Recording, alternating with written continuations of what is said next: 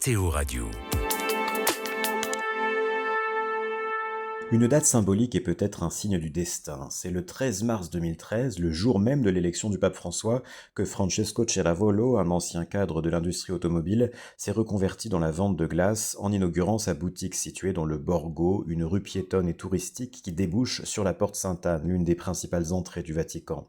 En jouant la carte de la diversité des parfums et de la fabrication maison dans un laboratoire bien visible derrière une baie vitrée située derrière le point de vente, Edera s'est imposé comme l'un des meilleurs glaciers de Rome, notamment pour ses sorbets aux fruits et pour une glace conçue lors du jubilé de 2016 avec une recette secrète incluant du limoncello, cette liqueur de citron qui conclut souvent les repas à Rome.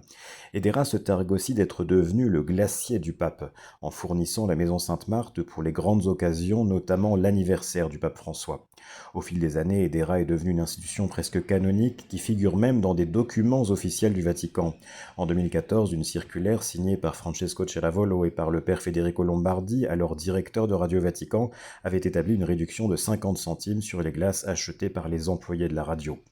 Le plaisir de la glace augmente avec le retour des beaux jours, mais à Rome, les glaciers sont ouverts en toute saison, qu'il pleuve, qu'il vente ou qu'il neige. Le petit moment de détente autour d'une glace constitue souvent une étape incontournable pour les pèlerins, y compris ceux qui viennent dans un cadre très sérieux, comme ce groupe d'évêques du Canada croisés dans le Borgo dans le contexte de leur visite à Limina, ou ces religieuses réunies à Rome pour leur chapitre général. Pour Francesco Ceravolo, venu du monde des grandes entreprises où il devait parfois traiter jusqu'à 2000 mails par jour, cette création d'une petite entreprise familiale où il fait aussi travailler son père a été une émancipation qui lui a permis de retrouver le sens et la joie des relations humaines simples.